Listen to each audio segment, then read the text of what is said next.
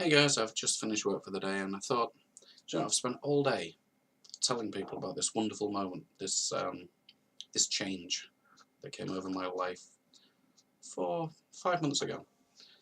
And for all they have context, these people know me. For all they have context, I began to realise that people who don't know me haven't really got the context to understand what that means. So I thought I'd put a video together. And the point of the video is to show people how powerful, how amazing that moment was, and how they can have their own moment. So about 10 years ago I started, 30 years old, and I started getting random aches and pains. And at 30 years old you're thinking, yeah, I'm getting old, 30 years old, yeah. I'm getting old, my legs are falling off, my arms are falling off, I'm going to need a stick to walk. But it was just too much pain. It was like I got the flu and I never got rid of it. I had this flu for 3 years before I thought, this is a bit weird. I'm still in pain. And I did the I don't know whether you've done it, the Shaun T Insanity workout. And I got to the very last week, and then I couldn't go any further. It wasn't an injury, every joint hurt. And I thought, well, I'll be sensible. I'll take, obviously this very last week is too much. I'll take 2 or 3 weeks out, and I'll go back 2 or 3 weeks. I'll start this again. I couldn't even, a month later, I couldn't even do the first week. The easiest exercise, I couldn't do them. Walking was like, it's horrible to try and remember because you're not very good at remembering pain if you're not feeling pain. It was like having screws through the sides of your knees and your ankles, and from the very front of your foot all the way through to the back. But it wasn't just there, it was the hips, the hands, the wrists, the fingers, shoulders, elbows, everything hurt. And I thought then this was the most pain I could ever suffer. And I was waking up and was like, oh my God, I've got to do this again. I'm back to the doctors, back to the doctors, back to the doctors, back to the back to the doctor. And eventually they got me in to see a rheumatologist, and the rheumatologist was like, yeah, I think I know what this is, but we'll do some tests. 3 years later, they successfully diagnosed rheumatoid arthritis. But it took 3 years to get there. And, I didn't want an autoimmune disease, so I was like, are you sure it couldn't be this? Are you sure it couldn't be that? Could it possibly be? Maybe it's because I've eaten. Am I allergic to something? I'm going through all the options. And at this point, they're injecting my hands with almost like a toothpaste. The idea being that as my hands moved, it would grind away all the the overgrown bone, the arthritis, essentially. Sound theory, painful, but no more painful than everyday life. The injection was fine, that didn't hurt. Get in the car, drive home, and about an hour later, you're like, oh, that's a little bit sore. Yeah, that's just a little bit sore. But the rest of the pain kept growing. And if I got ill, if I got a cold, or ate something dodgy at a fast food restaurant, the pain was excruciating. If I drank alcohol, not all alcohol, I could drink whiskey, which is great. I like whiskey. But 1 pint of lager would be enough to put me down for 2 or 3 days. I would be unable to do most normal activities. I could walk the dog. I couldn't run with the dog. If I walked with the dog, it was an incredibly slow walk with the dog. And it wasn't just physical. I woke up every day with I can't believe I've got to do this again. And before long I was having discussions with my fiancée about, do you think they'll amputate? Or, I've got a circular saw in the shed, I've got a table saw. What if I had an accident that was bad enough that they could remove the leg? I mean, how you have an accident with your leg and end up losing it on a table saw, I don't know. But I was coming up with some interesting ideas. And eventually it hit the point where I was waking up crying in the middle of the night. It hurt. And I could see no bright future.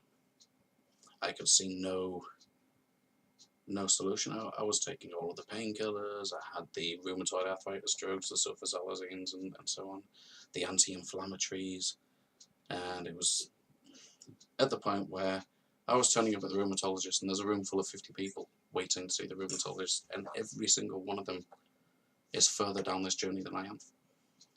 And I walk in, but most of them are coming in wheelchairs or with crutches, and I'm thinking, I'm the lucky one. I'm still up and about. I'm seeing 12-year-olds who have had the disease since they were born, and they're all gnarled up, and they can't move things, and they're just getting on with it. And I'm thinking, well, who am I to be this broken about this pain? It's just pain. Move on. And like mentioned, I'm a hypnotherapist, so I was using things like the self-hypnosis pain dial. Turn the pain down.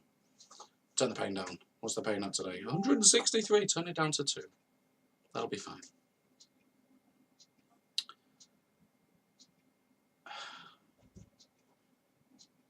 But it didn't work. Well, it did work. The pain dial worked.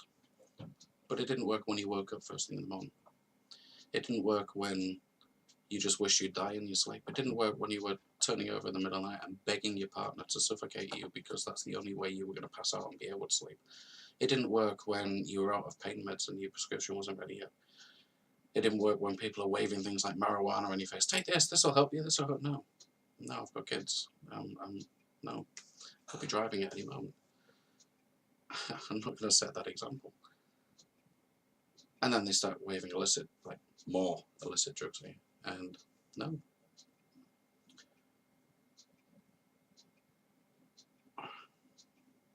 It was a rough time.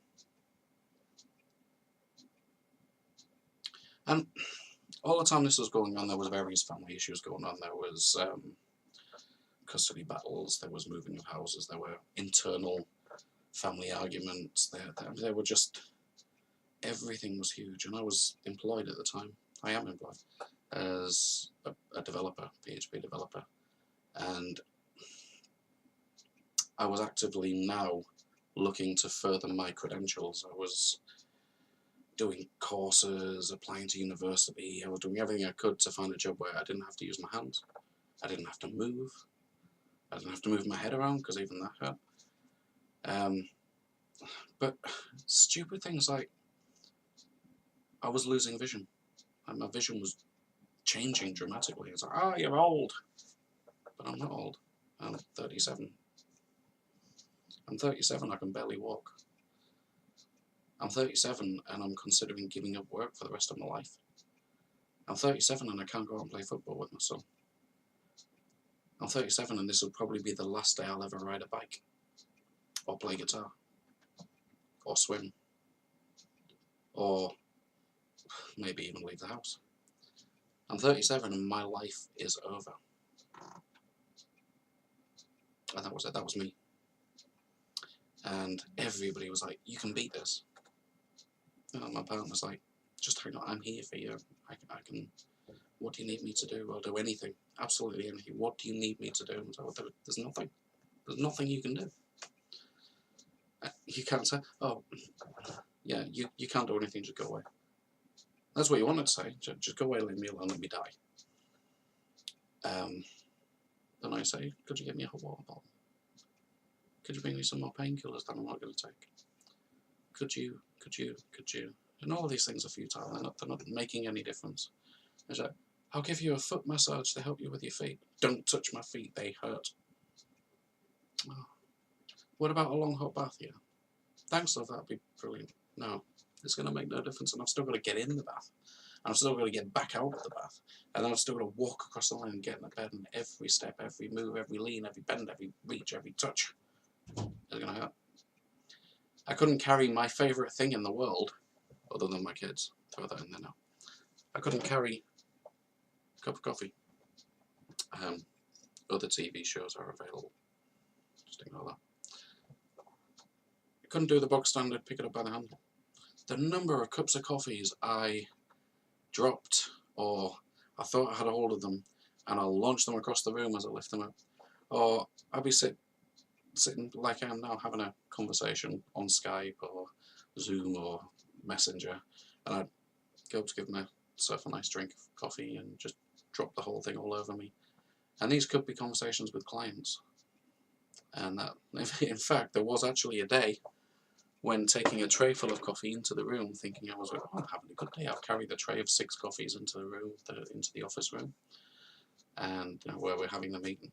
And as I leaned down to put the coffees down, I actually threw all of the coffee at the clients. Thankfully, I didn't get the clients. Got the floor, got the table, got the couches and the chairs and everything, but I didn't actually get the clients. Thank God. I wasn't in a good place. I was despairing. I was begging the rheumatologist to prescribe something much, much stronger than I was on. There's still the drug levels could have gone a lot higher, which says to me that there's people out there that are feeling a lot more pain than I was. And I began to notice that my mental health was through the floor, and the worse my mental health got, the worse the pain got. And the worse the pain got, the worse the mental health got. And it went backwards and forwards, until the point where if I didn't have children, I wouldn't be here. That's God's honest truth. If I did not have children, I would not be sitting here telling you this story. Now, I was training and got counselling diplomas and courses like coming out of my ears. I've got hypnotherapy certifications coming out of my ears. But everything was... I was looking to change people's lives. I was looking for that one thing. You know, if I'm sat down and I can't move, I'm just like, please don't make me move. I was looking for that thing. And just in a random conversation one day, somebody mentioned a guy called Martin Rothery. And I said, look, he's got this pain management, pain removal system. And I'm like, oh yeah, whatever. You know, I've done so many pain removal courses, so many people touting their next big thing. I've paid people an absolute fortune to take my pain away. Whether it's a pharmacist or a pain management clinic or a chiropractor, or you know, the list goes on. I've tried everything. Massage therapy to banging my head on a brick wall. So I didn't have to pay for the last one. What was interesting was Martin Rothery stumbled across me in a different thread the next day and asked me to tell him about my pain. And I told him about the pain dial and how I could bring my pain down. And how I could get it to a level where I could get up in the morning and not just want to die. Where I could get it to a level where I could get up in the morning and get to work and then sit down at work and go, oh, and just not move for half an hour while I got myself sorted out. Where I could get it to a level where I could come home and smile at the kids. I was like, hey, coming outside to play. Can we go to the forest? Can we do this? Can we do that? I'm going to take the dogs for a run. Are you coming? And, you know, 10 years ago, yeah, I'll come with you. Give me 2 minutes to get changed. Whereas now it was, no, you go. I'll just slow you down. We used to build radio control planes, and I mean, from scratch. And I couldn't even do that anymore. Now, some of these radio control planes are like 6 foot wide. And, you know, you'd launch them. I mean, we could have launched them from the floor, but we like to, you throw it up and go, because you could guide it up. Couldn't even do that. This big 6 foot, I couldn't even hold on to that. I couldn't lift my arm up to do it. Couldn't lift my arms up to do that. And anyway, back to the story. Martin said, are you free for a call? I'll give you a call and we'll get you sorted out. Okay then. Okay, we'll do that. And I left the room and I limped down the stairs and said to Fiona, this absolute tosser, sorry man, this absolute tosser reckons he's going to take my pain away tomorrow. He's going to change my life. And Fiona rolled her eyes. Another one. So, yeah, another one. But deep inside there was this tiny hope, this like tiny little thing, this seed. So I hope you can. I really hope. Like, maybe I can be me again. I can get up and I can go and do stuff. I can pick up all my hobbies. I can do 1,000,001 things. I can run around with the children. I can chase the future. I can get out of bed without wishing that I was dead. That would be good. Yeah. So I met Martin online, not in person, online, and we did a video chat. And I believe it was 11 minutes 13 seconds. And I was almost 100% pain-free. Now, there's a caveat here. I'd been in a car accident the week before, and this wrist and thumb and everything, but they were excruciating. The pain was at a similar level to the pain that I had in my knees when I was walking. And this was like broken wrist, broken thumb. It was a mess. So the pain all went away, and Martin said, "Get up, have a walk about, see how you feel."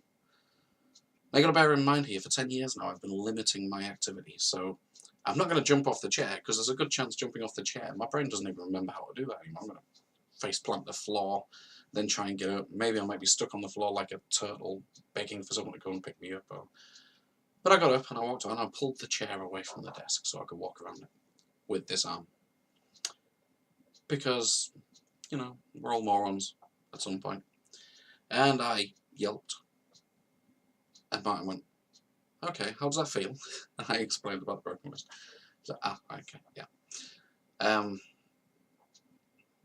But all the other pain was more than manageable. It was way below anything I'd felt in the last 10 years. We're talking now, the pain I was feeling was like muscles that weren't used to walking, like being that free. Joints that were stiff because I hadn't moved them properly in 10 years. Being able to get off the chair and walk out of the room, down the stairs, and, you know, I was excited. I was gobsmacked. And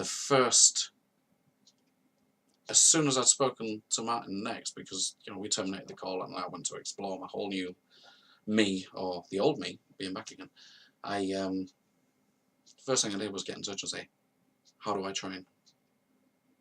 How can I change people's lives the way you've just changed mine? How do I do it? Because you really have changed.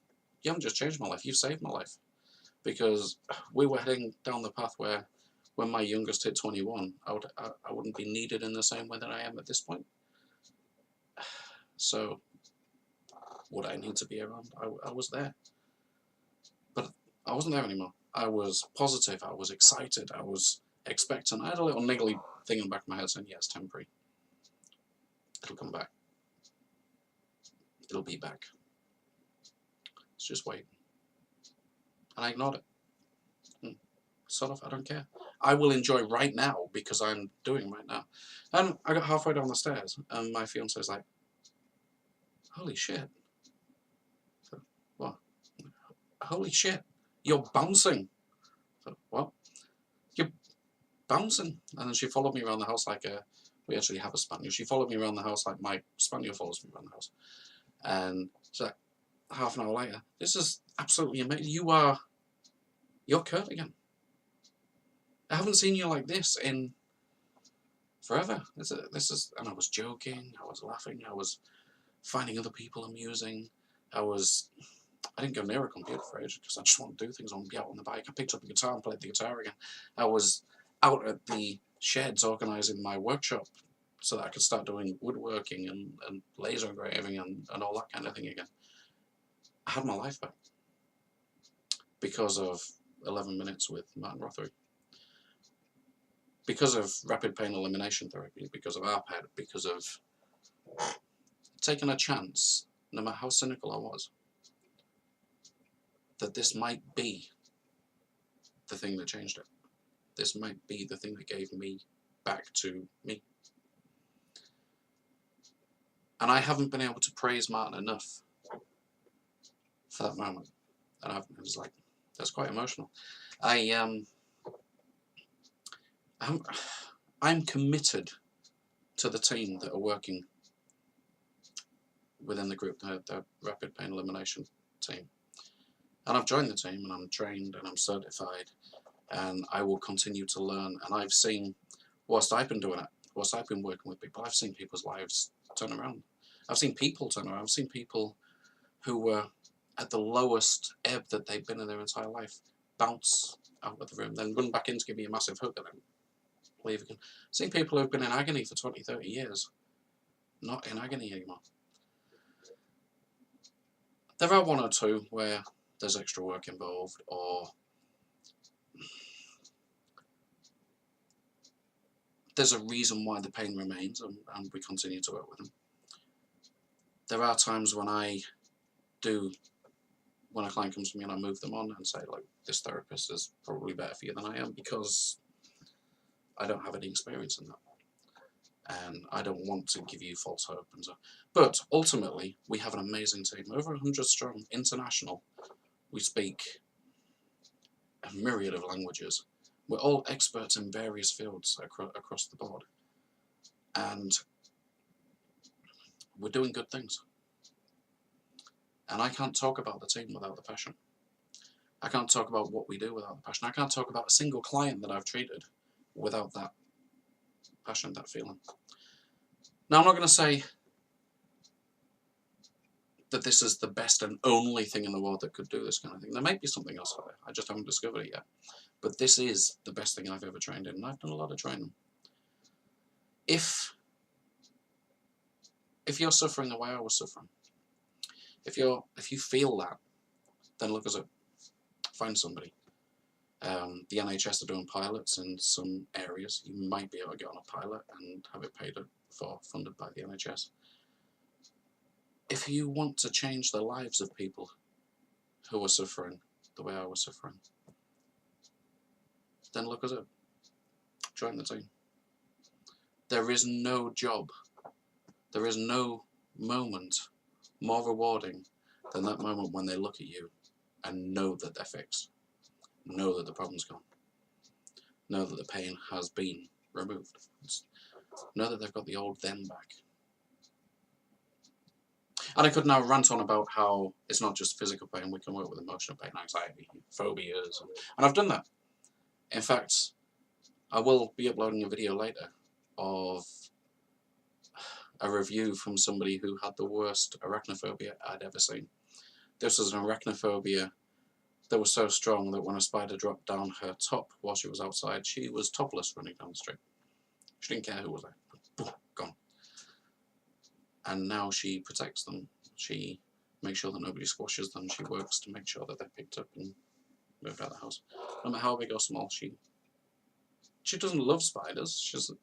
I'm not going to say she's going to start a whole collection of spiders and have her own little spider zoo, but she does enjoy spiders. She's fascinated by them. She watches them. She's always been too scared to watch them. Now she watches them. It's amazing. It's like something from War of the Worlds. There's a whole lot that we can help with, but we need more people. We need more practitioners. We need to roll this out. We need to change more people's lives. Maybe we need to change your life. Just get in touch. You'll find us. Rapid Pain Elimination Therapists. Martin Rothery. Dig us out. Be the best thing you've ever done. It was the best thing I ever did. Honestly. Thanks for listening.